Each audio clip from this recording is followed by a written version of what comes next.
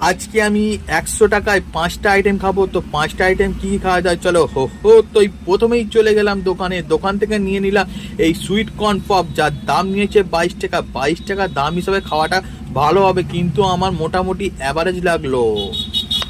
তো ওটা খাওয়া কমপ্লিট করার পর নিয়ে নিলাম একটা চিকেন পকোড়া। চিকেন পকোড়ার দাম নিয়েছে 20 টাকা। তো অনেকটাই চিকেন ছিল, চিকেন পকোড়া খেতে দারুণ ছিল। তো চিকেন পকোড়া খাওয়াটা কমপ্লিট করার পর নিয়ে নিয়েছিলাম এই ভেজ পকোড়া, যা 18 টাকা দিয়ে ভেজ পকোড়াটা খেতে চাটনি দিয়ে পেটে চালান করে দিয়ে দিলাম।